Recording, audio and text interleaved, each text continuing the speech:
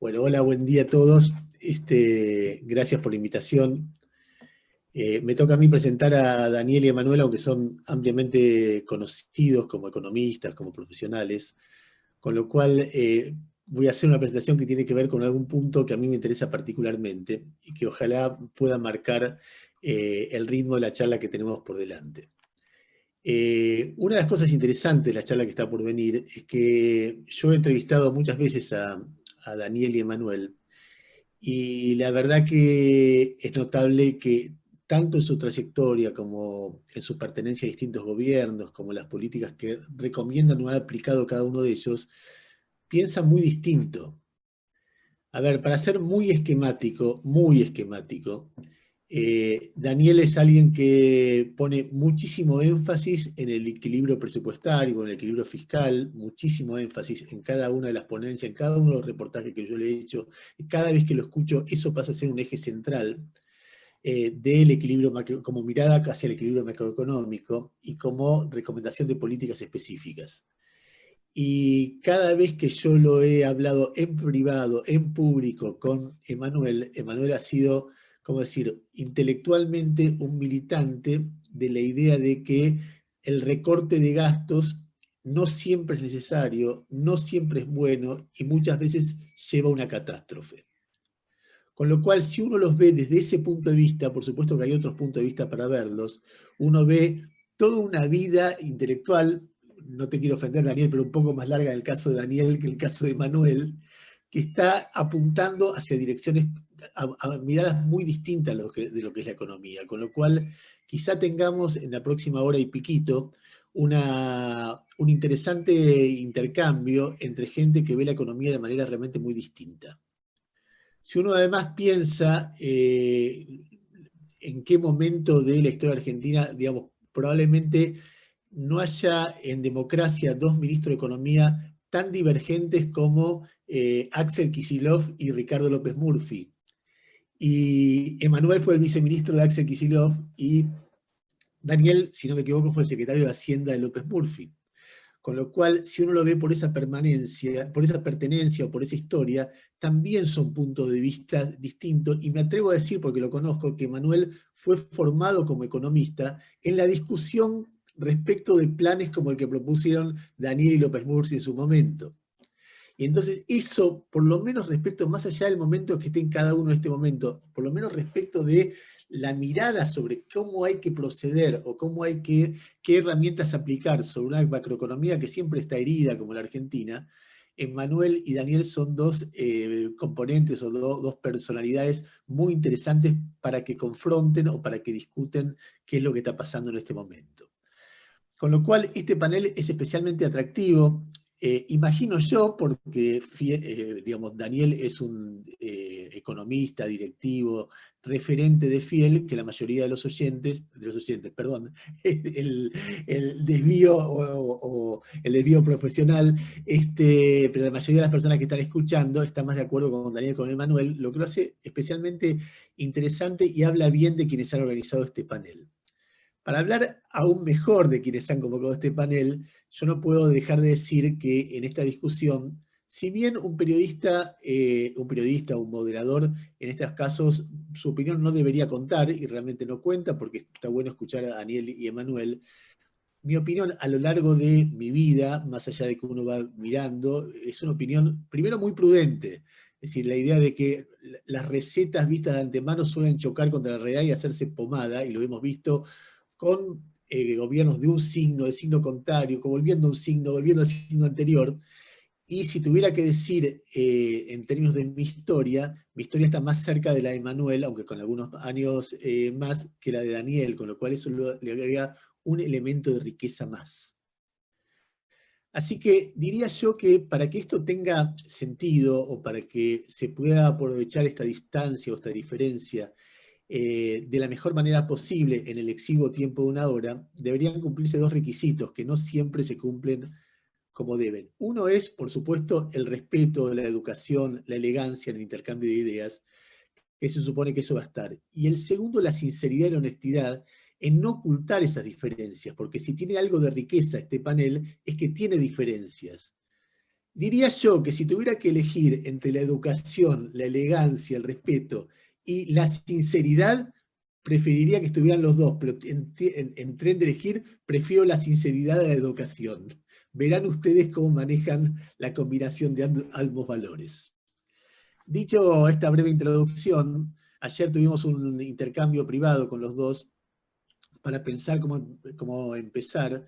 Los dos tienen algún PowerPoint para mostrar, como corresponde a gente tan importante de la profesión a la que pertenecen. No ocurre eso con los periodistas. Y se me ocurrió hacerle dos preguntas en una para que puedan desarrollar esto.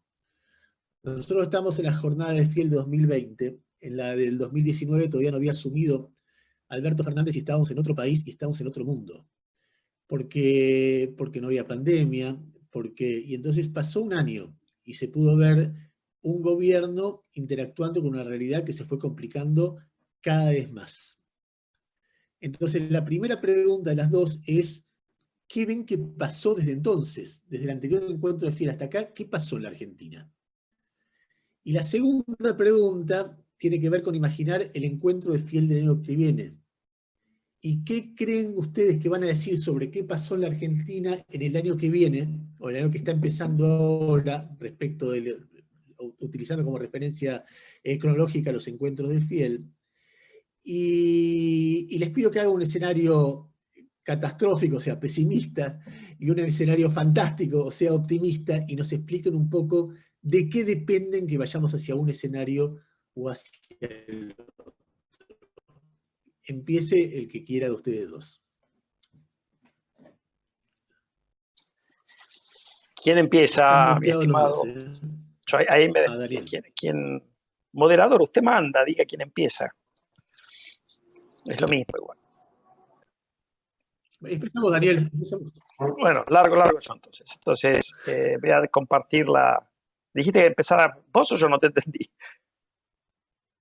¿Largo yo? Bueno. Vale. Espera que voy a tratar de... Ahí está. Yo, primero, gracias por ambos por participar en mi doble error de panelista y también anfitrión. Les agradezco a ambos que nos acompañen en la conferencia 2020 de Fiel. Ya nos ha tocado compartir paneles con Emanuel, y más allá de que Ernesto nos picó un poco, yo recuerdo la primera vez fue en la Universidad Jauretche, donde claramente yo era visitante, digamos. Así que, y no sé, fui muy bien tratado y eso, lo menos que le debo a Emanuel es tratarlo de la misma manera. Así que podemos discutir, pero siempre con respeto y amabilidad.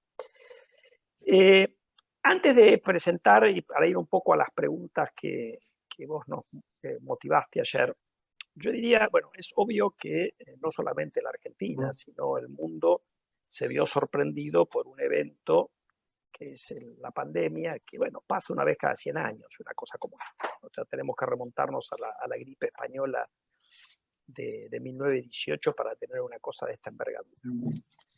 Yo diría que ahí el gobierno, al igual que pasó con otros gobiernos en el mundo, decidió tratar de sostener los ingresos de las familias y trató también de reducir algunos costos de empresa, básicamente a través de los programas de ATP, y yo creo que esto era parte de lo que había que hacer. Así que yo diría que eso está en un más, porque vos nos pediste un poco que resumiéramos qué hizo bien y qué hizo mal el gobierno, a riesgo de simplificar. Yo creo que sí, y eso va a ser parte de mi exposición después, porque eso pone un poco en el título de por qué tenemos la inestabilidad que tenemos. El gobierno me parece que subestimó el impacto que generaba financiar el déficit con emisión en una economía que no tenía otros recursos para financiar el desequilibrio fiscal. Y acá, quizás preso de alguna discusión en la campaña, como que la emisión no generaba problemas, bueno, vimos o vamos a ver que la emisión generó problemas. Y la segunda cuestión, que tiene más que ver con la política que con la economía, uno cuando tiene una crisis de la magnitud que tenemos, sobre todo obviamente en el campo económico, lo natural es que la política se encolumna atrás de la economía. Y acá yo creo que desde la coalición de gobierno hubo algunas interferencias, y esto obviamente no ayudó. Después podemos listar cuáles, a mi juicio, fueron esas interferencias, pero en lugar de encolumnarse, le puso un poco de palos a la rueda, de manejar una situación por parte de el equipo económico del presidente, que es obviamente muy compleja, como quedó claro no solamente en el país, sino en otras partes del mundo. En términos de tu segunda pregunta, Ernesto, del futuro, yo creo que acá si uno quiere hacer dos escenarios, si la cosa sale mal, vamos a tener una aceleración de la inflación y del ritmo de devaluación, o una devaluación más fuerte de una sola vez, por ahí al doble o incluso más de lo que el gobierno prevé en el presupuesto para el año que viene. Si sale bien, uno va a poder evitar estas consecuencias negativas. Después, obviamente, más para el mediano plazo está la discusión de cómo pasamos del rebote y de que podemos discutir cuál va a ser la magnitud de ese rebote. Eso en todas partes del mundo estamos viendo que la economía, después de una caída tan enorme, rebota. La pregunta es cómo pasamos del rebote a recuperar el crecimiento en una economía que tiene una gran asignatura pendiente en materia de crecimiento desde los 2011 para acá. Esta es una economía que no ha crecido y en los últimos 2 o 3 años, de hecho, retrocedió. Entonces, bueno, déjenme ahora tratar de ir a mi presentación. Yo diría, si uno separa la coyuntura, hemos tenido algunas cosas que están puestas con colores, algunas cosas que son positivas. Yo traté de poner dos negativas y 2 dudas. Dentro de las positivas, hemos tenido por 2 meses consecutivos una mejora de la recaudación en términos reales. Obviamente, por lo que vamos a ver después, que la recaudación mejore ayuda a acotar los problemas. Y segundo, ha habido una intención del gobierno, con un anuncio al respecto, de acotar el financiamiento del Banco Central para atender el déficit primario. Esto, como yo creo que la gran emisión de pesos está detrás de los problemas cambiarios que hemos medido como factor principal en los mercados de cambio alternativos, digamos, que haya más prudencia por el lado de la emisión ayuda a estabilizar un poco la cosa. Del lado negativo es que la intención de acotar este financiamiento del Banco Central o por otras cuestiones también, ha venido asociado a un aumento del riesgo país y también a un aumento en el rendimiento de los bonos ajustables por ser. Esto pone alguna señal de alerta respecto de la posibilidad de financiar con deuda en lugar de con emisión el déficit fiscal. Y que a pesar de que se ha reducido, la brecha cambiaria sigue siendo muy elevada, brechas de la magnitud que tenemos hoy, ni que hablar de las que tuvimos hace unos días atrás, hacen el funcionamiento de la economía muy difícil. Uno empieza a tener que empieza a desaparecer el superávit comercial, por lo menos a los ojos del Banco Central, y eso es particularmente negativo en una circunstancia de fragilidad de reservas como de reservas en el Banco Central como la que tenemos hoy. Las dudas, bueno, se va a cumplir el presupuesto. Ahora está el rumor de que el gobierno va a tratar de incluso terminar con un déficit primario por debajo del que estaba previsto en el presupuesto, pero vemos que eso no, por lo menos no satisface o no parece satisfacer a todos los miembros de la coalición de gobierno. Y la segunda es si la política va a encolumnarse atrás de la economía y tratar de no poner palos en la rueda con algunas señales anti-inversión. Entonces déjenme ahora detenerme un poquito en el tema fiscal y monetario. La primera cuestión, ahí las barritas son la celeste, el déficit fiscal primario, es decir, sin intereses, dado vuelta para que sea más fácil hacer el gráfico. La barrita azul es el déficit total, incluyendo intereses, y las barritas naranjas es cuánto fue el financiamiento del Banco Central al Tesoro. Ahí podemos ver, es más, es menos, que las barritas naranjas son muy parecidas a las barritas celeste o azul, con lo cual el déficit fiscal que genera la recesión, la pandemia, básicamente fue financiado por el Banco Central. Ahí también vemos una clara diferencia en el mes de octubre, cuando uno computa las 3 fuentes que son adelantos transitorios, utilidades y un resto que es una bolsa de un montón de cosas. El mes de octubre pasa a tener emisión para el fisco negativa. Si esto es sostenible en el tiempo, es parte de lo que uno necesita para tratar de proveer cierta tranquilidad.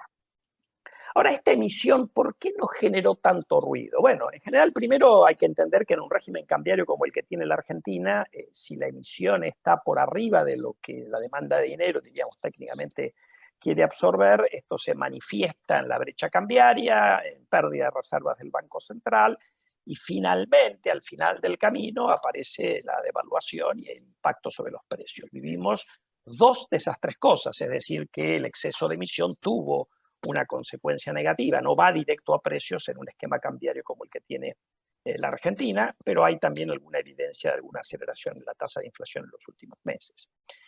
Pero además, producto de la pandemia o producto de las restricciones cambiarias, de ambas cosas, uno lo que ha tenido es que ha aumentado, medio como fracción del PBI, y esto aún cuando uno corrija por la caída del PBI, también se da un salto, lo que llamamos el M3 privado, que es una mezcla de cosas. Abajo está el circulante que tiene la gente, la barrita esa gris que hay ahí abajo, después están las cuentas corrientes en naranja, después están las cajas de ahorro en celeste y después están los plazos fijos en ese naranja medio amarillo de arriba de todo. Ahí lo que ustedes pueden ver es que como porcentaje del PBI estamos claramente en una demanda mayor que lo que ha sido históricamente en la Argentina, aún en momentos, si uno quiere, de más confianza o de menos lío macroeconómico, con lo cual uno tiene la sensación de que esto puede ser transitorio. ¿Por qué ocurre esto? Bueno, pues cuando uno tiene pandemia es natural, esto se ha visto en otros países del mundo también, que la gente y las empresas, los que tienen esa posibilidad, se mantengan más líquidos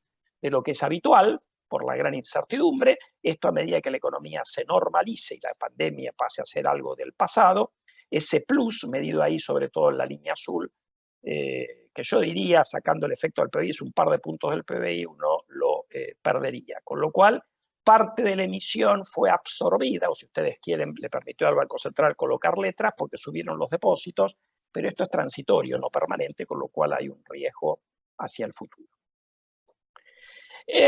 Ahora, cuando uno hace la discusión fiscal, ahí lo que tienen es, para varios países de la región, Argentina planteó un presupuesto, si ustedes miran, pasamos en ese presupuesto un déficit antes del pago de intereses de 8 puntos del PBI a un poquito más de 4 el año que viene. Déficit primario. Bueno, ahí lo que está puesto es los datos del Fondo Monetario sobre déficit fiscal primario para el año 2020 y para el año 2021. Son proyecciones, pero son las que acaban de publicar en el WIO, así que son proyecciones recientes. Ahí la primera cosa, esto es el impacto. Acá puede ser por decisiones de la pandemia, por la recesión, porque subieron otros gastos, bajaron otros gastos, es el impacto en el resultado primario. Ahí la primera cosa que surge del gráfico es que, comparado con otros países de la región, en el año 2020 Argentina tuvo un déficit primario bastante elevado, no tan elevado como el de Brasil, que como se ve ahí con 12 puntos del PBI es el mayor déficit primario, es similar a Perú y Chile, pero bastante más alto que México, Uruguay, Ecuador, Colombia. La primera cosa que uno puede ver ahí es, que curiosamente lo hablábamos ayer, el gobierno mexicano fue probablemente el más amarrete en términos de atender a los problemas de la pandemia con impulso fiscal, a pesar de que es un gobierno de centro-izquierda, digamos. Esto yo creo que fue un error, pero bueno, eso es otra discusión que no viene al caso hoy. Ahora, fíjense ustedes que, ya no lo voy a poner el otro, ahí también uno puede ver que por más que la Argentina dice uno va a cortar número grueso a la mitad del déficit primario, esa reducción en general es menos de lo que están planteando los otros países de la región. Porque Brasil tuvo un récord de déficit primario, pero si estas proyecciones del fondo están bien, piensa bajarlo de 12 a 3.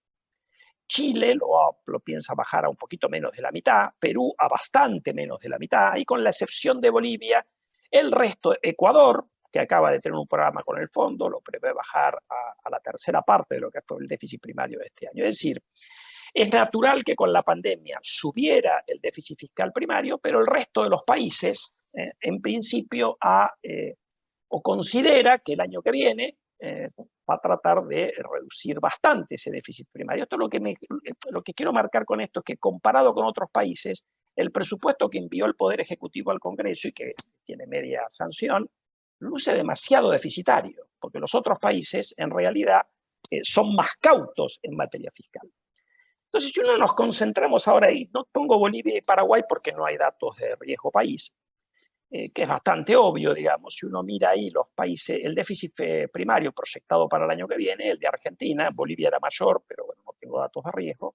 Ahí en las barritas uno puede ver que Argentina apunta al mayor déficit promedio de estos 8 países que tenemos acá, y claramente es el que tiene costo de endeudamiento, por lo menos medido por el rendimiento de los bonos en el mercado secundario, el más alto. Quiere decir, países que pueden acceder a la deuda, como Chile, Brasil, Colombia, Perú, Uruguay y México, plantean una situación para el año que viene muchísimo más austera. Digo, esto no es una idea mía después del mote de fiscalista que me ha puesto Ernesto, que no me molesta en lo más mínimo, pero digo que parece que los otros países, por lo menos en las proyecciones que tiene el fondo acá para estos países, son muchísimo más austeros de lo que plantea un gobierno como el nuestro, que además no tiene financiamiento.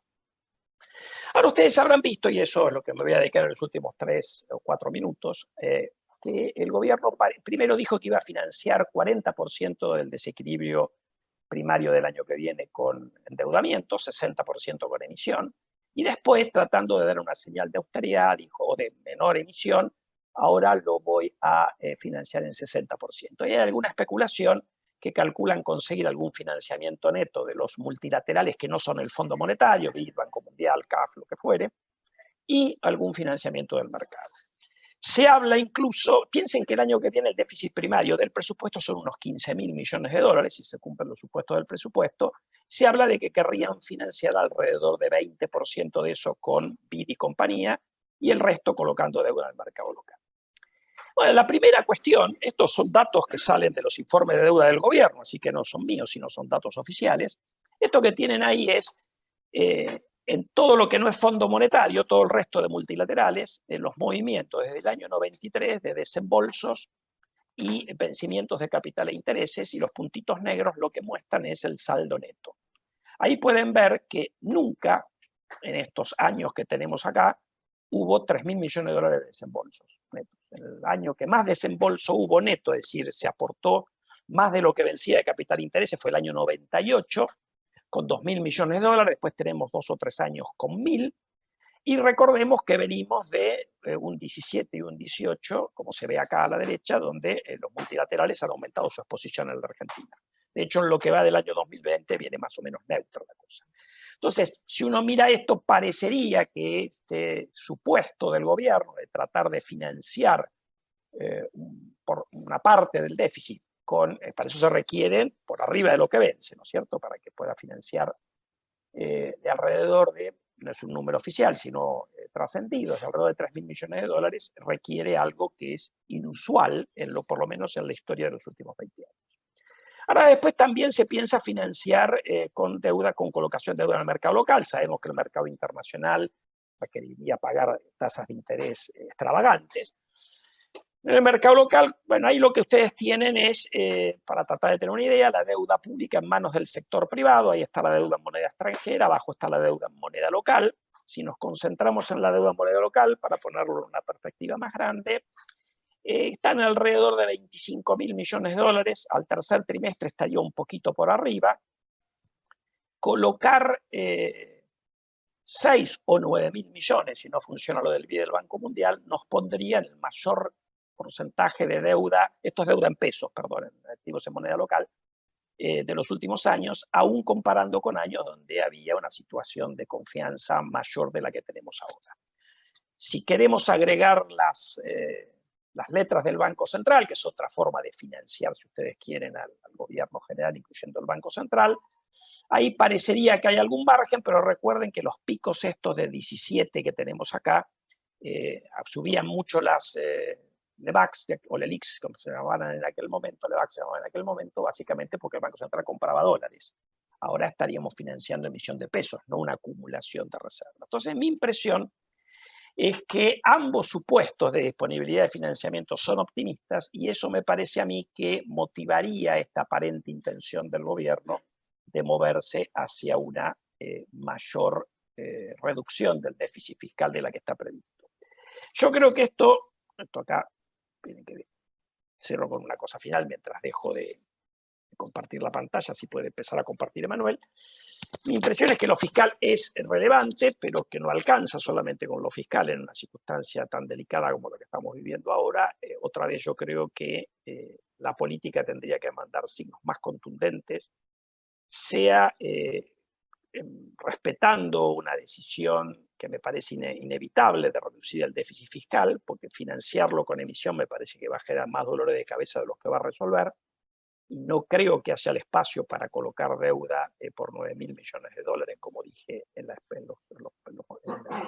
durante la exposición, pero generaría algún espacio si la política mandara señales claras de que apoya ese programa fiscal más austero del gobierno y que tiene alguna posibilidad de avanzar en alguna de las reformas estructurales que la Argentina, a mi juicio, necesita. Con eso paro y le cedo la pantalla a Emanuel. Bueno, gracias, Daniel. Voy a compartir esto del todo. Gracias, Ernesto, por la presentación y gracias, obviamente, a Fiel por la... Déjenme que si no van a ver mi modo de presentación. Gracias a Fiel por la invitación en este panel, en este momento tan complicado. Voy a hacer un solo comentario de lo que escuchaba de Ernesto al principio y que tiene que ver con otro lugar donde nos cruzamos con Daniel, creo yo, que antes del cambio de gobierno el año pasado, que era uno de estos viajes de inversores que venían a ver para dónde iba la Argentina, todavía cuando se hacían de verdad, ¿no? Cuando uno se cruzaba con gente, se daba la mano, digamos, en otro mundo. Y Daniel no conoce esto porque él justo salía de la reunión y yo entraba, entonces cuando terminé yo mi exposición, Daniel ya no estaba, y alguno de los participantes, que nos conocía a los dos, me decía al principio en chiste, bueno, ahora vas a venir a decir todo lo contrario de lo que dijo Daniel. Y al final de la reunión, le digo, ¿y dije todo lo contrario? Dice, no, hay varias cosas que estaban parecidas de lo que dijeron. Y me dice, me sorprendió. Entonces, yo lo que le dije en ese momento, exagerando las caricaturas, es cierto que si vos ponés a un keynesiano y a un monetarista arriba de un barco y le das el timón, uno te lleva para el norte y otro te lleva para el sur. Ahora, cuando hay agua dentro del barco, los dos agarran un balde y se ponen a tirar el agua, digamos, para el lado de afuera. O sea, me parece que en momentos tan complicados como el actual, las restricciones aparecen como bastante más claras y más transparentes. Ahora, yo, escuchando la exposición de Daniel, quiero tratar de contestar las dos preguntas de Ernesto, haciendo un énfasis que no escuché y que me parece particularmente importante en el contexto de inestabilidad, comparto con Daniel, en el que está la economía argentina. Primer punto, ¿qué pasó de 2019? Bueno, la verdad, nadie podía esperar esta situación insólita de pandemia, y simplemente para tratar de contestar las dos preguntas en un solo gráfico, fíjense esto, este es el Producto Bruto Interno de Argentina con periodicidad mensual, en dos momentos de crisis, ¿no? de la Argentina. Lo hacemos arrancar en 100 para que sea fácil la comparación. La curva violeta arranca cuando da vuelta el ciclo del PBI en Argentina en el 98, el piso es el default de 2001, y a posteriori está la recuperación, y la roja es la recesión macroeconómica de la segunda mitad del gobierno de Cambiemos, o sea, 2018 y 2019, y después el COVID y el rebote después de abril, ¿no? El punto más bajo de esa curva es abril. Entonces, primer punto, ¿dónde estamos? En una crisis que en profundidad es incluso más fuerte que la crisis del 2001. Fíjense que con el rebote recién llegamos a los niveles de actividad parecidos al 2001. Y las líneas punteadas que están ahí es una cosa que si hay algún econometrista me va a querer asesinar, pero es simplemente un ejercicio geométrico de pensar. Ustedes saben que en matemática hay tres formas de demostrar un teorema, una es por el absurdo, ¿no? Entonces, demostrar por el absurdo cómo va a ser lo que viene en el mejor de los escenarios. ¿Qué significa esto? Si Argentina lograra configurar el milagro de crecer a la tasa de crecimiento de los años de tasas chinas, 2003, 2004, 2005, tardaría, si ustedes miran ahí el eje, 36 meses a partir de hoy, en llegar a los niveles de actividad económica que teníamos en 2017, que no fue para nada un buen año en términos históricos. Entonces, justamente es una demostración por el absurdo. No vamos a crecer a tasas chinas, porque cuando crecíamos a tasas chinas, China crecía al 10, ahora crece al 2 este año, al 1 como mucho. Brasil crecía al 7, crecía al 5, perdón, ahora cae al 7. Entonces las condiciones son infinitamente más complicadas. Para entender para dónde vamos, yo recuerdo que al principio de esta pandemia discutimos mucho los economistas si esto era un shock de oferta o un shock de demanda. Dependiendo de dónde pensaba uno que pegaba la crisis, era el tipo de política económica que había que hacer. Recién mencionaba Daniel que el gobierno dio subsidios a las personas y subsidios a las empresas. Respuesta, fue un shock de oferta y de demanda. Ahora, me parece que el gran problema que está empezando a tener Argentina es que el shock en la demanda es más permanente que el shock en la oferta, y eso está explicado básicamente por las características estructurales de Argentina. Voy acá, simplemente usando como proxy las variables de movilidad.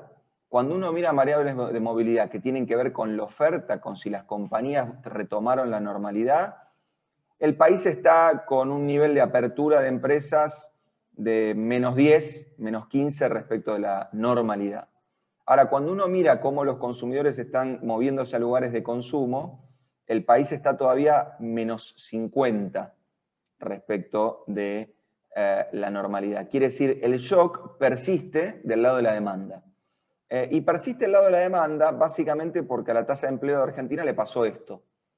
El COVID es 3 veces el bombazo en el mercado de trabajo que fue el 2001. Esto es tasa de empleo, ¿no? Para evitar los problemas metodológicos con la medición de tasa de empleo. Fíjense que es una caída de 21% en el segundo trimestre de este año, fuertemente alocada en la informalidad. Digamos, el gobierno prohíbe despidos, pone doble indemnización, los empleos formales se destruyen en más o menos 280.000 puestos de trabajo formales, los informales cubren el gap entre eso y los 4 millones de empleos que se destruyeron en Argentina. Como consecuencia, cuando uno mira el mismo proxy de demanda, digamos, la movilidad, déjenme adelantarme un poquito, bueno, no, déjenme ir para acá. Cuando uno mira cómo se puede recuperar la economía argentina en función de esa situación, y acá Ernesto decía, imagínense el mejor escenario, imagínense el peor escenario. Bueno, voy a hacer eso. Esto es el PBI de Argentina. Y nosotros tenemos 2 escenarios muy distintos, y los llamamos técnicamente plata o mierda, digamos, porque creemos que la alternativa que tiene Argentina el año que viene es exactamente eso. Digamos, en el escenario bueno, cuyo driver es básicamente que Argentina evite una devaluación del tipo de cambio, la economía se cae 11 puntos este año y rebota 5 el año que viene. Eso es la curva punteada. En el escenario malo, donde la dinámica que decía Daniel, brecha muy alta, todo el mundo tomando cobertura en dólares, caída de reservas y finalmente depreciación del tipo de cambio formal, la economía cae 11 puntos este año y vuelve a caer 2 puntos el año que viene. Con lo cual haríamos -7 de caída 2018-2019, -11 2020, -2 2021. Sería una masacre. Digamos, sería una masacre. Y particularmente si ese escenario de depreciación del tipo de cambio formal ocurre, lo estamos simulando, no lo estamos proyectando. Estamos simulando una depreciación del tipo de cambio formal de entre 35 y 45% nominal en noviembre. Fíjense cómo llegaría el Producto Bruto Interno a las elecciones de medio término. Entonces, la racionalidad política de tratar de evitar una devaluación, me parece que este gráfico me exime de tener que explicarla. Me meto en el tramo final para explicar qué hizo Argentina y qué estamos sufriendo.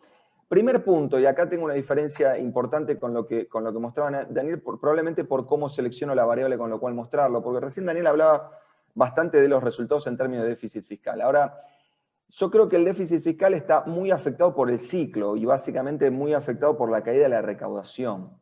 ¿Por qué? Porque cuando uno mira estrictamente qué hizo Argentina, qué hizo en el marco del COVID, o sea, qué políticas decidió de gasto y de baja de impuestos, el tamaño del paquete económico de Argentina en el marco del COVID, esta es una comparación para un montón de países. Lo azul es política fiscal, lo rojo es política monetaria o paquetes de recompra tipo el que anunció Merkel, etc., Argentina destaca por lo pequeño del paquete COVID. Tiene mucha razón Daniel en que fíjense que el último país es México. El último país es México. Pero a la derecha de Argentina, en Latinoamérica solo está Colombia, con cerca de 5 puntos. Argentina está en 5.5. Chile está en 11 y Brasil está en 15, digamos, puntos de un paquete, de paquete fiscal y monetario. Ahora, la pregunta es, ¿por qué es tan chiquito el paquete COVID-19 de Argentina? Bueno, es tan chiquito porque Argentina llega al COVID sin reservas, sin reservas tipo Brasil, sin fondo de pensión tipo Chile, sin posibilidad de pedirle plata al mercado tipo Uruguay, Perú, Bolivia, sin posibilidad de pedirle plata al fondo tipo Ecuador. Entonces, Argentina llega con lo opuesto, con emisión monetaria, digamos, como única alternativa al financiamiento de este paquete. Pero digo, con un paquete tan chiquitito tenemos un lío enorme. Y ese lío enorme, mi impresión es que tiene mucho que ver con la debilidad estructural y coyuntural que tiene el peso. Es cierto lo que decía Daniel, y yo un poco en chiste, un poco en serio, digo que el COVID-19 es el único evento internacional que sube la demanda de pesos. Todo el resto de los eventos la bajan, digamos. Pero el COVID ha hecho una especie de veranito en términos de demanda de pesos, obviamente por motivos precautorios, porque la gente no se anima ni a hacer un plazo fijo porque no sabe si mañana lo van a echar del trabajo y va a necesitar los pesos, y las compañías parecido, pero eso evidentemente ya se está retirando. Para mí el punto interesante es, primer punto, cuán parecido estamos a un gran problema como los que Argentina ha tenido en la historia. Digamos, no voy a recorrer la tabla punto a punto, pero digamos, estamos con un nivel de tipo de cambio paralelo, peligrosamente parecido a lo que llegó a ser el Rodrigazo o a la crisis de Malvinas, lejos de la hiper, con un resultado primario, o sea, con un déficit fiscal parecido a lo que fue el Rodrigazo, parecido a Malvinas y peor que el de la hiper. Ahora, hay una cosa muy saliente, que es que no estamos con un problema de cuenta corriente como sí fue durante todos esos eventos, y con tasa de inflación de partida complicada. No horrible, no símil hiper, pero con una tasa de inflación de partida complicada. En ese marco, mi impresión es que acá entra la discusión relevante en términos de si el problema de lo que hizo el gobierno fue la política fiscal o, voy a agregar este componente, la política monetaria. Digamos, porque el gobierno hizo las dos cosas en el marco de la pandemia. Entonces, primer punto, lo muestro con base monetaria, podríamos agregar a cualquier otro, podríamos agarrar cualquier otro agregado. Acá hay una primera razón para entender por qué no volamos por el aire. No volamos por el aire porque con el diario del lunes, el gobierno de Fernández recibe una bendición del gobierno de Macri, que es el programa de emisión monetaria cero, que va entre septiembre del 2018 y septiembre del 2019, que le deja una economía absolutamente desmonetizada. O sea, el overhang, digamos, monetario que el gobierno mete para financiar el déficit fiscal parte de un piso de 6,1, que es el resultado del programa de emisión monetaria cero. Ahora, hay un punto que se discute menos, que es que si el gobierno termina este año con un déficit fiscal primario de 7 puntos, la base respecto al producto, más que digamos, explicado tanto por el numerador como por el denominador de esta cuenta, va a ir a un nivel que para el nivel de control de cambios que tiene Argentina, no parece un nivel explosivo. Entonces, para mí hay un primer punto acá de duda, es, bueno, está bien, no parece un nivel explosivo, pero ¿por qué estamos en este lío? Porque digo, el gobierno ha entendido que no puede quedarse con el nivel de gasto público del segundo trimestre de este año. Y eso está bien porque la economía estaba cayendo 26% en abril, hoy está cayendo más parecido a 9%. Entonces, si el gobierno tuviera el mismo nivel de gasto público, ya la contraciclicidad de la política fiscal estaría pasando a ser una política fiscal expansiva permanente. Segundo punto, ¿estamos en este lío porque el dólar típicamente está barato? Y entonces todos nos estamos llevando los dólares del Banco Central. Esta cuenta ustedes la pueden mirar para entender costo laboral, en realidad es salario bolsillo expresado en dólares, y la línea roja es el salario de bolsillo expresado en los dólares que el trabajador efectivamente puede comprar, o sea, dólar ahorro. Digamos, entre 2011 y 2015, adelanto el impuesto a las ganancias, a partir de 2019, dólar más impuesto país, a partir del 15 de septiembre, dólar más impuesto país más adelanto el impuesto a las ganancias. Lo que digo es, el 130 es un dólar caro. No es que estamos en la típica situación donde 5 millones de argentinos van a comprar dólares porque el dólar está barato. Lo que sí está pasando, y creo que acá es el punto central, es que el gobierno equivocó la política monetaria de cara a la pandemia, no la política fiscal. Yo creo que el gobierno se podía dar el lujo de este paquete fiscal comparativamente con la región, chiquito, de 5 puntos del producto, si lo combinaba con una política monetaria contractiva o a lo sumo neutra. O sea, si no bajaba la tasa de interés, ¿cómo la bajó a partir de mediados de abril con el desarme de 575.000 millones de pesos del ELIX? Porque fíjense, último gráfico, esta es la tasa de interés real en Argentina hoy. Estamos hablando de 15, 20 puntos negativa. O sea, ¿el gobierno está regalando plata? Sí. Está regalando plata con el IFE, está regalando plata con el ATP. Ahora, además de eso, le está dando pedal gratis a todo el mundo. Está haciendo que los pesos sean baratísimos de conseguir. Con ese pedal gratis y con una decisión del Banco Central, en mi impresión, suicida, que es dejar flotar el tipo de cambio paralelo, lo que ha pasado es que la gente ha empezado a arbitrar esa diferencia. Ha tomado pesos para comprar brecha, ha tomado pesos para cancelar deuda con el exterior, ha tomado pesos para importar como si no hubiese mañana. Ustedes saben que los estructuralistas siempre rompemos con esto de que la elasticidad producto de las importaciones es 3, ¿no? Eso quiere decir que si la economía crece 1, las importaciones crecen 3%. Bueno, la economía en septiembre cayó 8 y las importaciones crecieron 3. O sea, ya estamos con un problema que si hay algún estructuralista se tiene que pegar un tiro porque la elasticidad importaciones-productos ya se transformó en negativa. ¿Por qué? Porque todo el mundo está tratando de cubrirse de una devaluación que muestra el tipo de cambio informal, que muestra, perdón, el tipo de cambio paralelo. Y eso ha sido resultado de que el Banco Central ha dicho, me importa el tipo de cambio formal, el paralelo no me importa. El paralelo es como el desarmadero, bueno, todas las metáforas que se han escuchado. Entonces, mi impresión es que es importante que el gobierno tenga un déficit fiscal o tenga una política fiscal contracíclica. Sí, en la medida que la economía se va recuperando es importante que el gasto vaya volviendo a la normalidad. Es importante que el déficit fiscal del año que viene sea la mitad de este y sea financiable, sí, seguro. Mi impresión es que esa es una discusión de mediano plazo.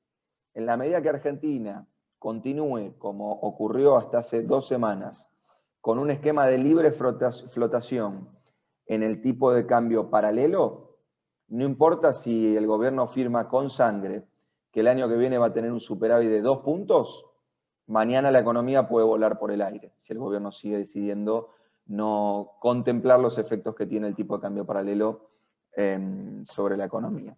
Cierro con esto para respetar el tiempo y nos metemos en el intercambio.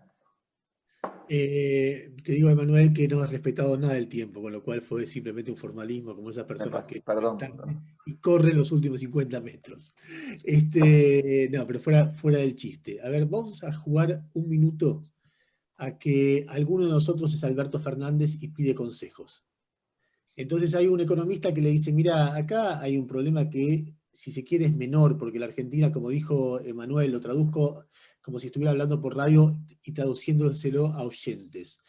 Como dijo Emanuel, los salarios argentinos están licuados en dólares, la Argentina es un país que en condiciones normales no necesita una devaluación para ordenar la macroeconomía, no tiene pago de deuda a corto plazo, tiene una situación más tranquila que en otros tiempos en términos de comercio exterior, tiene el precio de la soja alto, bueno, una cantidad de elementos que permiten pensar que estructuralmente no es necesaria una devaluación.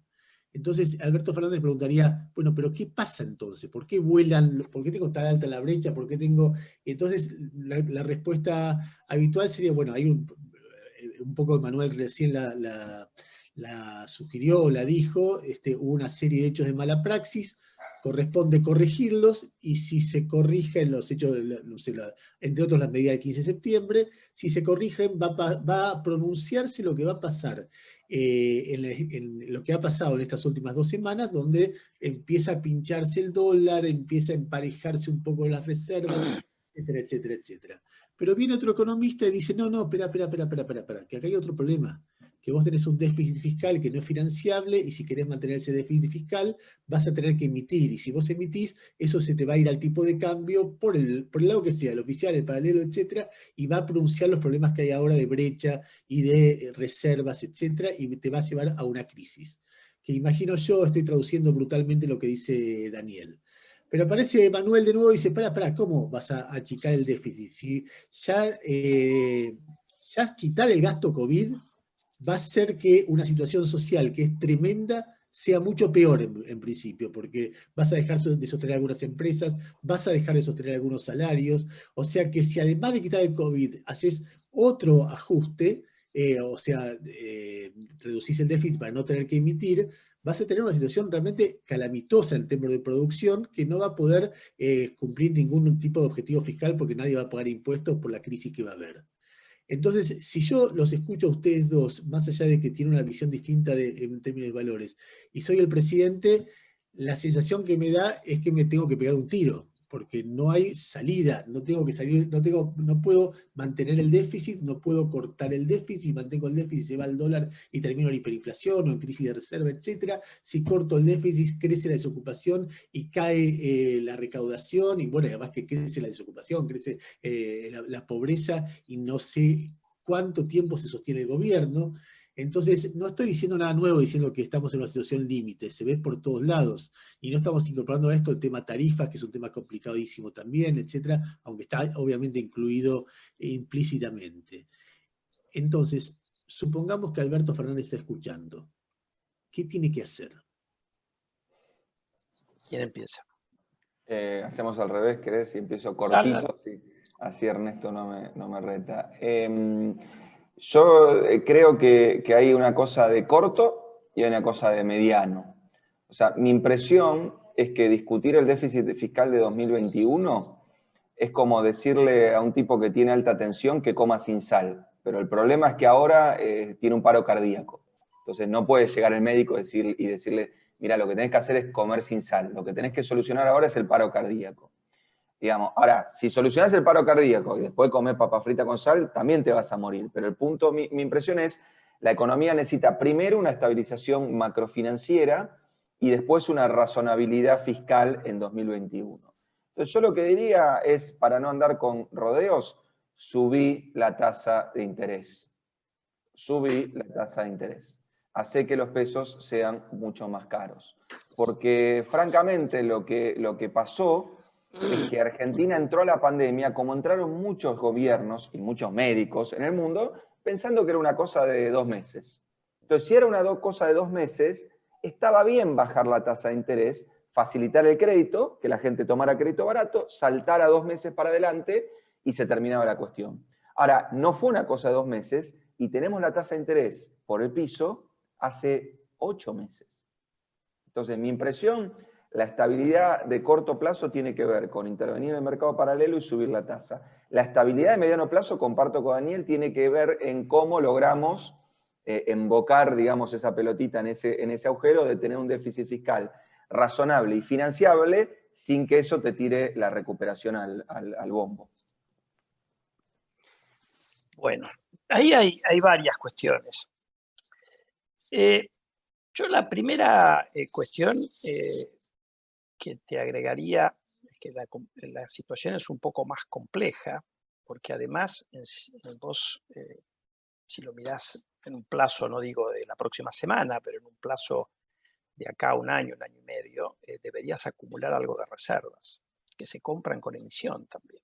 Entonces vos tenés otra cosa que compite contra el desequilibrio fiscal, es que tenés una situación de reservas muy frágil y necesitas comprarte ese seguro que no es tan fácil de conseguir por otro medio. Así que el desafío es un poco más complejo.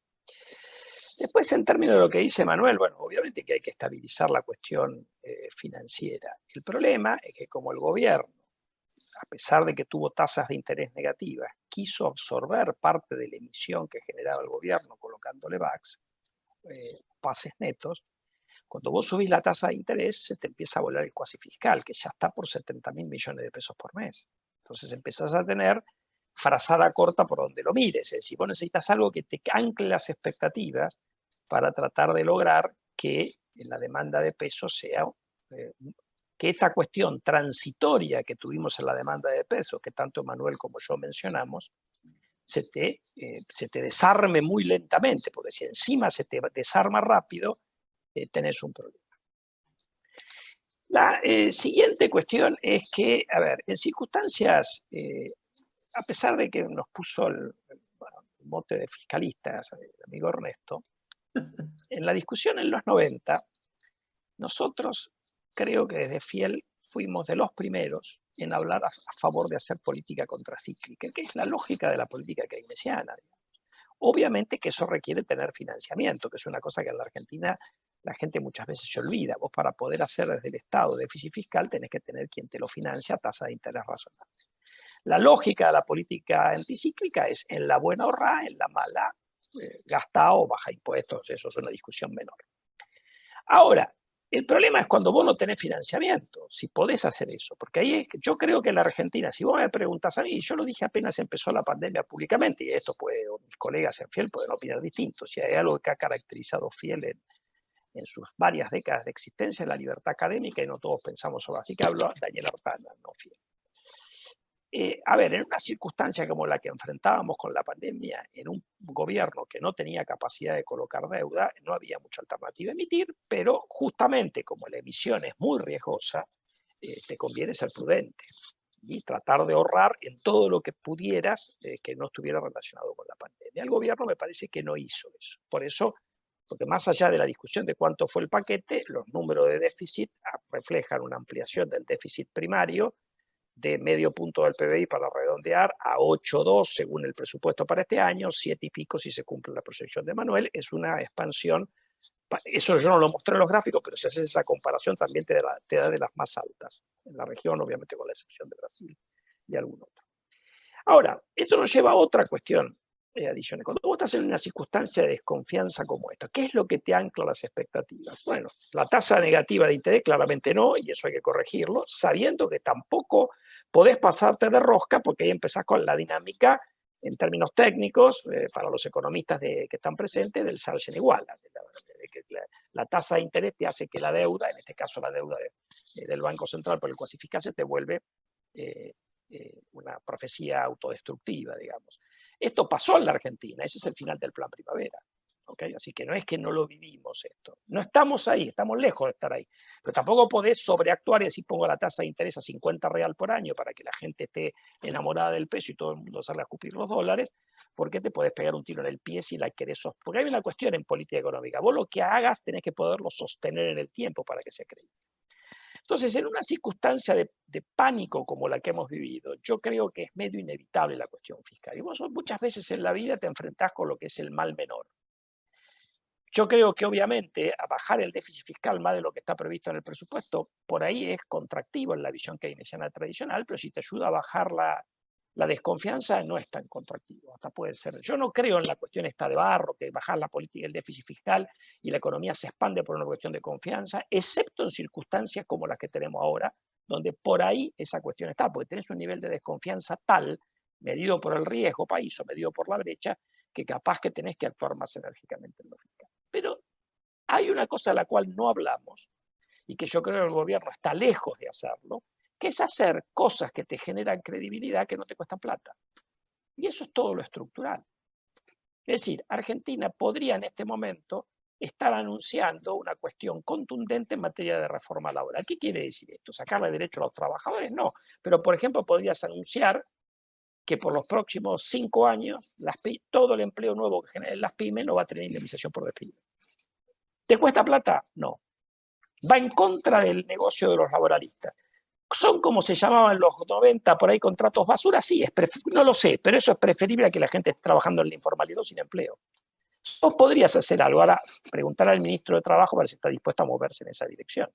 Cuando ha dicho que la duplicación de la indemnización por despido prácticamente era la entrada al paraíso. Entonces yo digo, hay mucho que se puede hacer en materia estructural para tratar de dar una señal de que vas a corregir el mediano plazo también y que vas a ser más competitiva la economía. Y te puse eso para ser polémico. Podríamos decir, vamos a entrar a motorizar en lugar de ponerle palos al acuerdo Unión Europea-Mercosur, que te movería alguna inversión si lo concretás, hoy bloqueado, como se discutió en la primera presentación de hoy, por los franceses y por alguna otra cuestión más. Podrías hacer algunas cuestiones del lado estructural que te permitan bajar costos o que te permitan dar una señal de sustentabilidad fiscal a mediano plazo. Ahora, no querés meterte con lo fiscal, no querés poner tasa de interés positiva y no querés hacer nada estructural, yo te diría disfrutar la brecha cambiaria que tenés. Ese sería mi mensaje para Alberto Fernández. A ver, sigamos un poquito más, te paso la pelota a vos, Emanuel. Te pido que sea breve porque quiero introducir un último tema y veo que ya el tiempo empieza a apurar.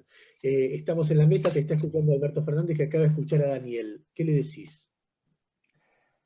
A ver, yo, si me preguntás en términos de las reformas, yo la verdad que creo que acá hay un punto para cada uno. ¿Las reformas han dado resultado en el pasado? No, y la evidencia es bastante contundente al respecto. Ahora, Argentina actualmente, sin hacer las reformas, ¿ha generado problemas estructurales? Por supuesto, si no, no tendríamos 40% de informalidad. Entonces, en lo que comparto con Daniel es que yo creo que cuando se habla de un plan, de la confianza, de las expectativas, a mí me da la impresión de que el gran problema que nos mete la grieta en la política económica es que los instrumentos parecen tener color político. Entonces, el ejemplo más claro de esto es el control de cambios. Yo encuentro pocos economistas en Argentina que te digan que Argentina tiene que tener cero control de cambios. Cero control de cambios. Encuentro pocos. Ahora, control de cambios, en clave grieta, se llama cepo, y entonces si gobierna un gobierno peronista, lo pone porque le gusta, y si gobierna un gobierno macrista, lo saca porque es una cuestión política de máximo orden, al punto tal de comerse 25.000 palos de reservas el año pasado. Entonces, mi impresión es que yo la única diagonal que veo es que yo comparto la idea de generar reformas laborales y fiscales, pero me niego a pensar que tenga sentido discutir macro reformas. Creo que Argentina sí se tiene que dar una discusión sectorial y de reformas fiscales y laborales sectoriales en aquellos lugares donde esté claro que esas estructuras o impositivas o laborales son un obstáculo al crecimiento. No hace mucho vimos eso con conocimiento. Uno puede tener una impresión positiva o negativa, simplemente lo traigo a colación conceptualmente. Creo que pide a gritos que discutamos eso en el sector de petróleo y gas y en el sector de energía en general. Y creo que hay un par de sectores más que pueden ser traccionadores de empleo que realmente hoy tienen problemas de competitividad muy claros. Entonces yo diría, tomo lo de Daniel, pero vamos sector por sector.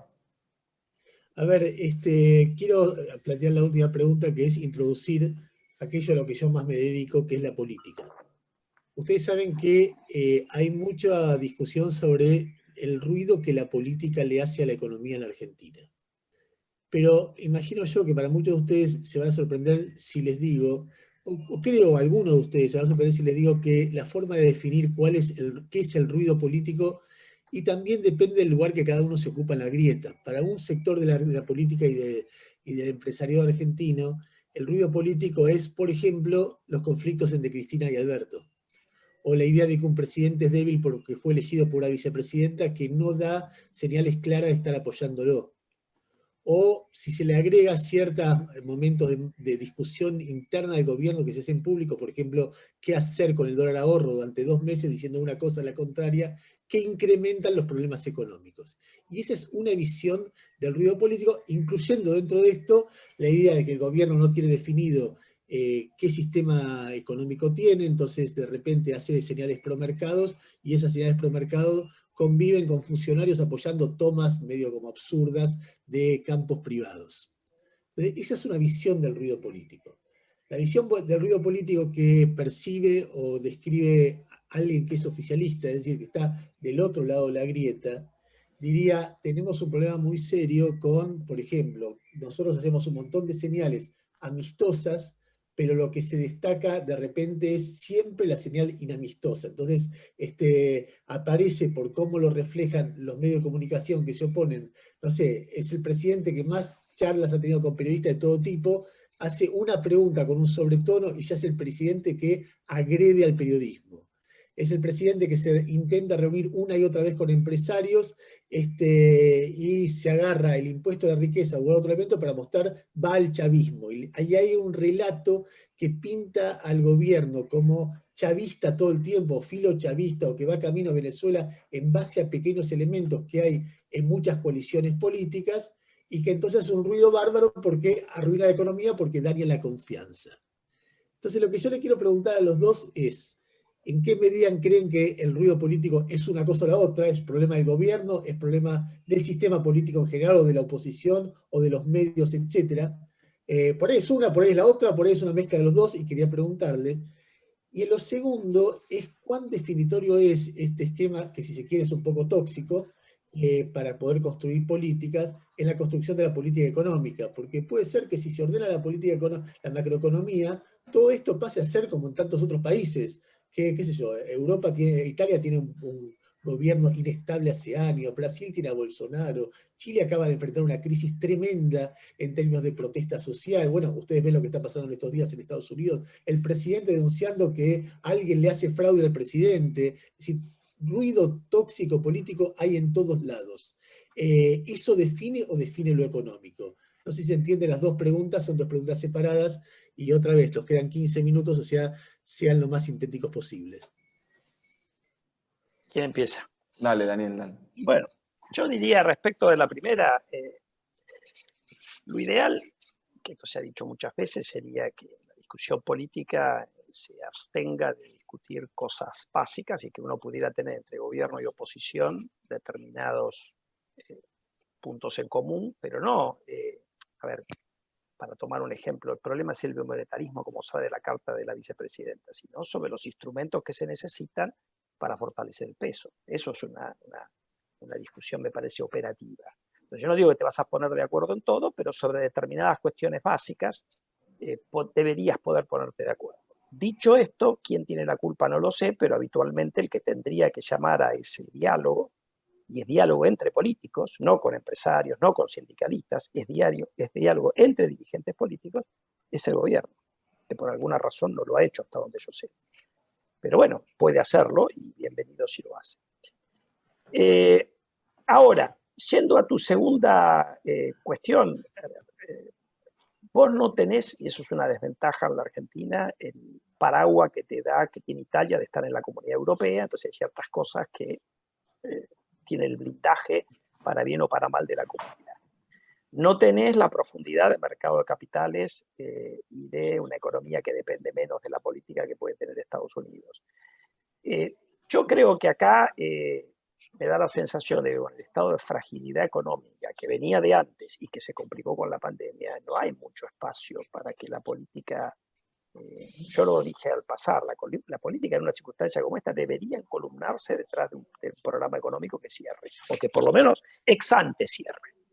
Y esto no es fácil, porque para que cierre, tenés que estar dispuesto a tomar cosas que pagar costos políticos, porque si no, no estaríamos discutiendo lo que estamos discutiendo. Es decir, si Argentina hubiera tenido la capacidad de endeudarse, no estaríamos discutiendo esto, estaríamos haciendo, no sé, la reforma de la Constitución que está discutiendo Chile, o estaríamos discutiendo la reforma impositiva que finalmente nos salió en Brasil. Nosotros acá estamos discutiendo cosas más básicas.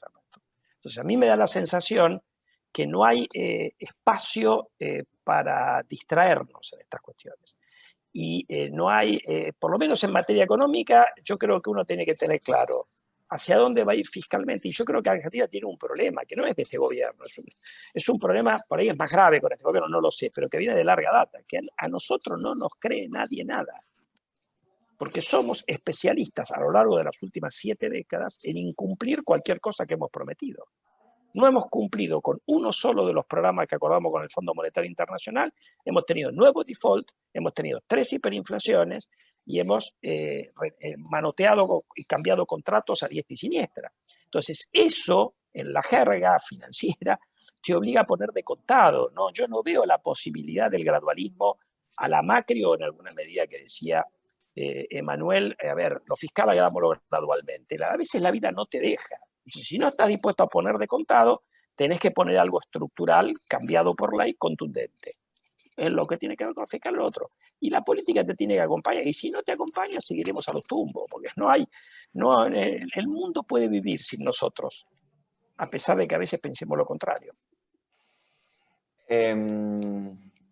A ver,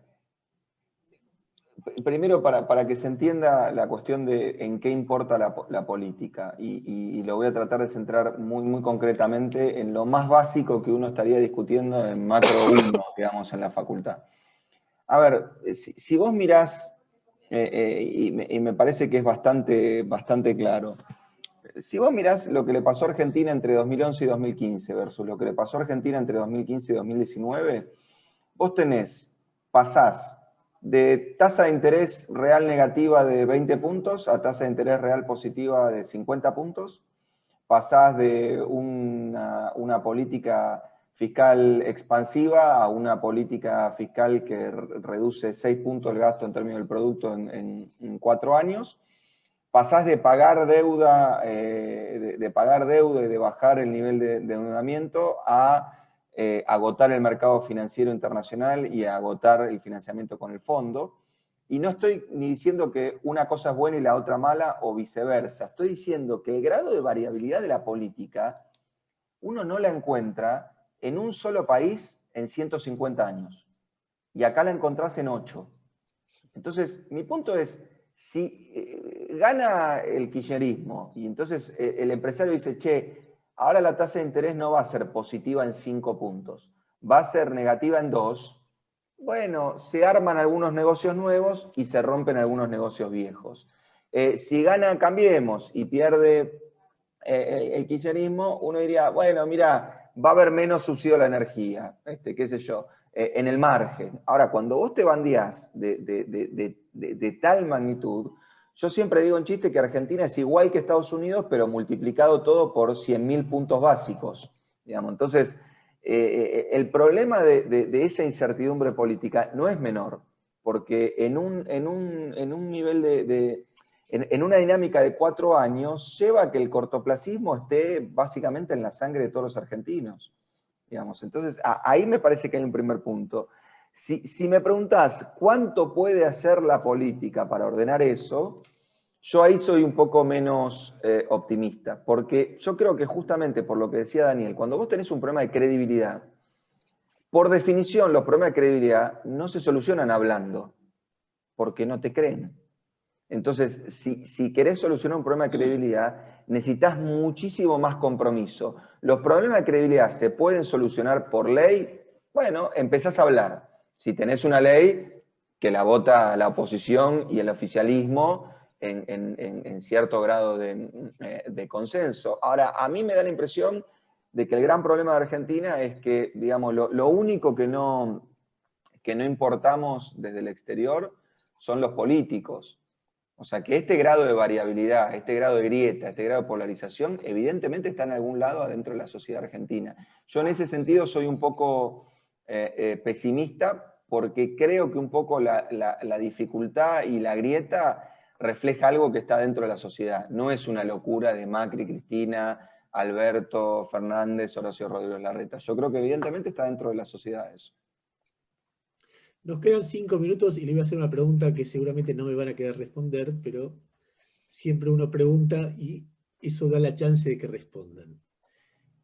¿Cómo evalúan la gestión del ministro Guzmán, no solamente respecto de las últimas medidas, sino de su evolución? Es decir, ¿creen que está técnicamente y políticamente a la altura de los desafíos que tienen? Por ahí creen que sí, pero el contexto político lo va a perjudicar. ¿Les genera la expectativa de ver hasta dónde va? ¿Les parece que la línea es correcta, pero la aplicación no? No sé, díganme algo de Guzmán. Arranco yo para que cierre Daniel. Yo te diría que la evaluación de Guzmán como ministro de Economía se puede hacer recién hace 14 días. Hasta hace 14 días el propio gobierno no lo dejó ser ministro de Economía. Digamos, al punto tal de que todos nos acordamos el 15 de septiembre el Banco Central endureciendo el cepo, el 13 de septiembre el ministro de Economía decía que no se iba a endurecer el cepo. Entonces, en ese punto me parece que el gobierno tuvo una fragmentación en las decisiones de política económica parecidas a la del primer año de Cambiemos, que fueron muy negativas para Argentina, y el ministro estuvo concentrado en la resolución de la deuda, digamos, de la deuda soberana. De hace 14 días para acá, uno por lo menos puede ver una gestión que que empieza a sugerir un rumbo, un sentido, y que uno puede empezar a discutir, me parece consistente, me parece inconsistente, le falta esto, le falta aquello. Es muy prematuro, yo las señales que empiezo a ver creo que se parecen más a un programa económico que tiene alguna chance de poder estabilizar la economía argentina, y en ese sentido me pone optimista, pero insisto, son 14 días y probablemente producto de los conflictos políticos del gobierno empieza a asomar muy tímidamente, o sea, todavía no hay medidas contundentes como para que uno, digamos, apoye ese rumbo sobre pilares firmes. Daniel. Me parece una excelente descripción y análisis la de Manuel en este punto, así que no tengo más nada que agregar. Creo que lo puso muy bien, así que te devuelvo la pelota, Ernesto. Daniel, Ernesto se va a para que volver vean loco. los puntos en común.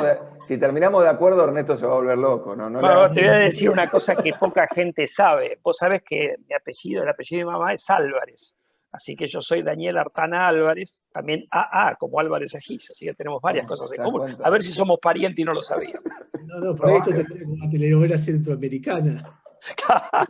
Hermanos. Oye, chico. Bueno, les agradezco a los dos. En realidad es una situación rara porque yo no soy el anfitrión, es Daniel, pero soy el anfitrión porque soy el moderador. Así que nada, muy, muy interesante, muy agradable escucharlos. Están invitados para el próximo programa de Corea del Centro para discutir la situación económica tal cual lo discutimos acá, los comprometo públicamente. Pero cómo no. No, gracias de verdad. Y le pasamos la palabra para el cierre del encuentro a Daniel Herrero, que es el presidente fiel. Realmente muy interesante y muy rico todo lo que, por lo menos de parte mía, en mi opinión, todo lo que escuchamos. Bueno, muchísimas gracias, Ernesto. No lograste separarlos, te los llevas juntos en la misma charla, así que algo que vale mucho en esta Argentina. De vuelta, el agradecimiento absoluto para todos los participantes de este evento, a todos los que han contribuido como Emanuel y Daniel en las charlas, y bueno, esperar que la próxima conferencia nos encuentre en una normalidad mejor y con muchísimas menos incertidumbres, pero sí el deseo que nos volvamos a encontrar en la próxima y que bueno, a lo mejor estemos un poquito mejor de lo que estamos ahora. Así que muchísimas gracias y sigamos trabajando.